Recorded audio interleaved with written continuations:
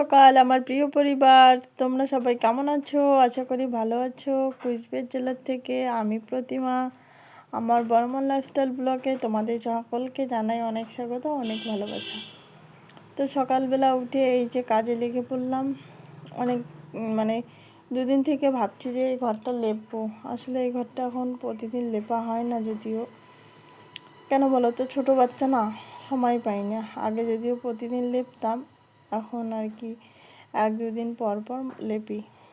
তো আর বাড়ির পাশে যেহেতু রাস্তা, প্রচুর ধুলো হয়, তাই আর কি এই যে সকাল সকাল উঠে সব কাজ সেরে লেগে পড়েছি যে আজকে আগে ঘরটায় লেপে নেব, তাই ঘরটা লেপতেছি।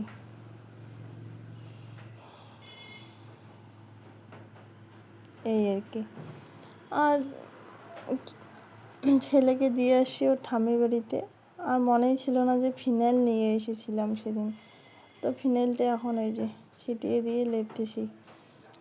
মানে ঘরে যদি ফিনাইল টিনাইল দেই না, তাহলে একটু পোকামাকড় বা ব্যাঙের অত্যাচারটা একটু কম হয়। আমাদের ঘরে না প্রচুর ব্যাঙ ঢোকে যদি না লেপি, কী জানি কোথার থেকে ব্যাঙ চলে আসে। তাই এই যে ঘরটা লেপতেছি এখন। বারান্দাটাতে আবার একটু ফিনাইল ছিটিয়ে দিয়ে এখন এই যে লেপে নিচ্ছি।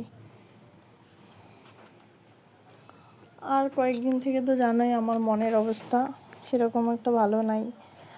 মনটা আরও একটু খারাপ। মনে করো লক্ষ্মীর ভাণ্ডার সেই প্রথম থেকে লাস্ট অবধি আমি পেয়েছিলাম, আর অন্নপূর্ণার ভাণ্ডার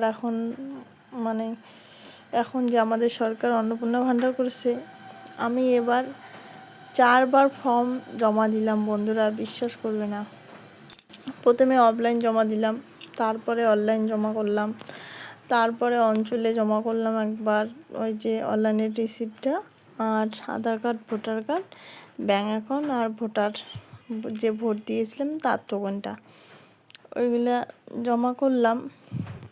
জমা করার পরেও হলো না আর কি, আমার টাকাটা পেলাম না। তারপর একবার দিলাম আমাদের বুথ সভাপতির বাড়িতে।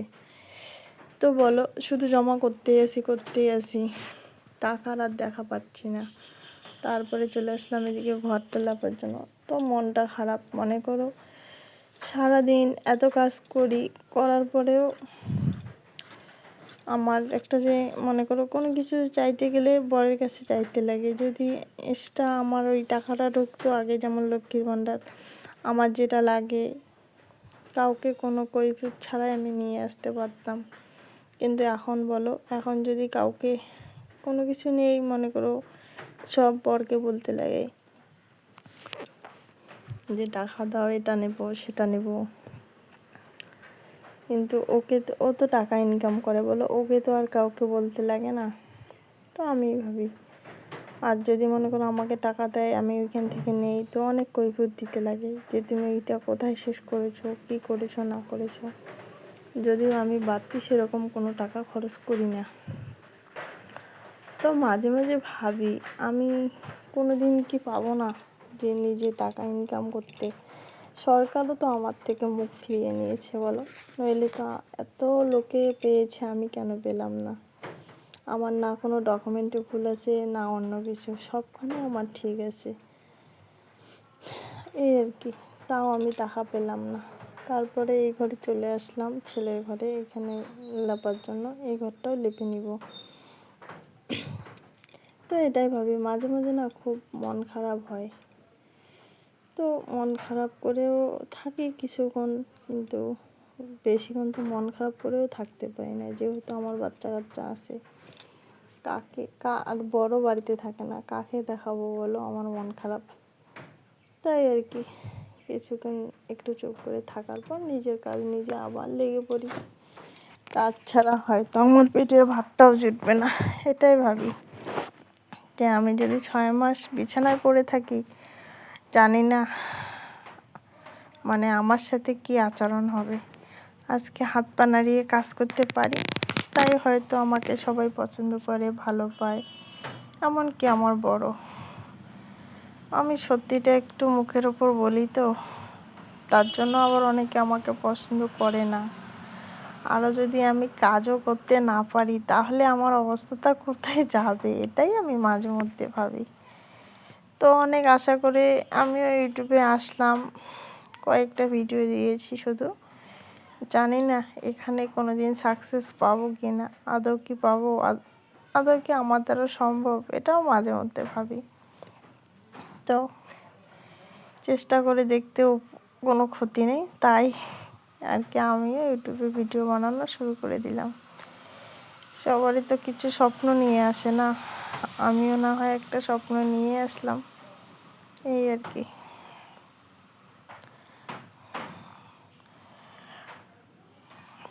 মাঝে মধ্যে এমনও মনে হয় যে তার সব কিছু ছেড়ে দূরে কোথাও চলে যাই, কিন্তু পর মুহূর্ত ভাবি যে এখন চলে যাব, কিছুক্ষণ পরে তো আমাকে আবার এইখানেই ফিরিয়ে আসতে লাগবে। কিছুক্ষণ পরে বলো আর কিছুদিন পরে বলো, সেই তো আমার এখানেই আসতে লাগবে। এই ভেবে আর যাওয়া হয় না কোথাও। আর দেখব বন্ধুরা, যদি নিজের কোনো ইনকাম না থাকে তো মানুষ সেখানে তোমাকে দামই বা দিবে কেন বলো? এটা আমার সাথে তো বারবার হয়, আমিও সেটা জানি। এর জন্য আর আমি কারোর সাথে এখন লাগতে চাই না যে আমার এটা আছে সেটা আছে। আমি মনে করি আমি একটা বিগ জিরো। কিন্তু আমি এটা যখন ভাবি তো আমিও মনে মনে এটাও তখন ভেবে নেই যে সব মানুষই তো আজ থেকে যত লোক আছে যারা জীবনে সাকসেস, তারা তো সবাই এই জিরোর থেকেই শুরু করেছে। তাহলে আমি কেন এই জিরোর থেকে শুরু করে কিছু করতে পারবো না? তাই আর কি আমিও না হয় শূন্যর থেকে শুরুই করলাম, দেখি ভবিষ্যতে যদি কোনো দিন আমার দ্বারাও সম্ভব হয়, এই আশায় আর কি ভিডিও করতেছি এখন। নিজের বলতে গেলে নিজের পায়ে দাঁড়ানোর জন্য আর নিজেকে প্রতিষ্ঠিত করার জন্য, যে আমিও যদি কোনো দিন সাকসেস হতে পারি তাহলে আমিও বলতে পারবো লোকজনকে যে আমিও ভিডিও করে বা আমিও কিছু একটা কাজ করে নিজেকে প্রতিষ্ঠিত করতে পেরেছি, এই আর কি আমার দ্বারাও সম্ভব। তাই আর কি এই আশায় ভিডিও করতেছি। আর দেখো সেই সকাল থেকে রাত 10:30 11টা পর্যন্ত আমি এরকমভাবে কাজ করে যাই। এখন না হয় ভিডিও করে রাখতে পারি, ভিডিও ছাড়তে পারি, তাই জন্য জানি যে এই সমস্ত কাজ আমি সারাদিনে করি। কিন্তু যখন ভিডিও করতাম না তখন কাকে বলতাম, কাকে দেখাতাম বলো? এখন মনে করো এত কাজ করি সকাল থেকে রাত পর্যন্ত, তবু তো আমাকে যদি আজকে আমি 500টা টাকা চাই আমার বরের কাছে যে আমাকে দিও তো, সাথে সাথে কিন্তু দিবে, না দিবে না, দিবে কিন্তু সাথে সাথে কিন্তু তাকে প্রশ্নের উত্তরটাও দিতে লাগবে যে আমি সেই টাকাটা দিয়ে কী করব। তো এটাই ভাবি যখন নিজে ইনকাম করব হয়তো বা বলতে লাগবে না কাউকে যে আমি এটা দিয়ে কী করব, ওটা দিয়ে কী করব। যদিও আমি অযথা বাইরে কোনো বাড়তি খরচ করি না, তবু আর কি মনের মধ্যে প্রশ্ন হয়। আর দেখো এই কাজগুলো যে আমি সারাদিনে করি, এই কাজগুলোর পিছনে কি কোনো পরিশ্রম নাই? তাহলে কেন এই কাজগুলোর পিছনে যে এত পরিশ্রম, তারপরে এই কাজগুলোর পারিশ্রমিক হয় না? এটা শুধু আমার প্রশ্ন না, এটা কিন্তু অনেক বাড়ির বউদের প্রশ্ন, যে আমরা সকালবেলার থেকে সে রাত পর্যন্ত এত কাজ করি, তবু কেন আমাদের এই কাজের কোনো রোজগার হয় না? কেন আমাদেরকে শুধু সবার উপর নির্ভর করে চলতে হয়? জানি না এটা কবে থেকে চলে আসছে আর কতদিন চলবে, যে আমরা মেয়েরা সব সময় কারো উপর ডিপেন্ডেন্ট হয়ে থাকবো। তারপর দেখো গরু নিয়ে আসতেছি, সব সময় বাবা নতুবা বর নতুবা ছেলে, সারা জীবন একটা মেয়ে শুধু সবার উপর ডিপেন্ড করেই যায়। কেন একটা মেয়ে পারে না নিজের পায়ে দাঁড়াতে? কেন পারে না তার সারাদিনের পারিশ্রমিক হিসেবে কোনো পয়সা টাকা সারা জীবন কি মেয়েরা শুধু দায়িত্ব কর্তব্য পালন করে যাবে? তাদের কি কোনো চাওয়া থাকবে না? এটাই আজকে মনে হইলো, তাই তোমাদের সাথে শেয়ার করলাম। আমি কি আদৌ ঠিক করলাম নাকি ভুল করলাম? আর বন্ধুরা, তোমরা যদি নতুন হয়ে থাকো আমার চ্যানেলটা পাশে থেকো, আমাকে সাবস্ক্রাইব করো, লাইক করো এবং শেয়ার করো। আর আমি তো তাই সাধারণভাবে ভিডিও দেওয়ার চেষ্টা করি। আর নতুন নতুন ভিডিও করা শিখেছি, কীভাবে ভালো করে ভিডিও করতে লাগে সেটাও তো আমার জানা নেই।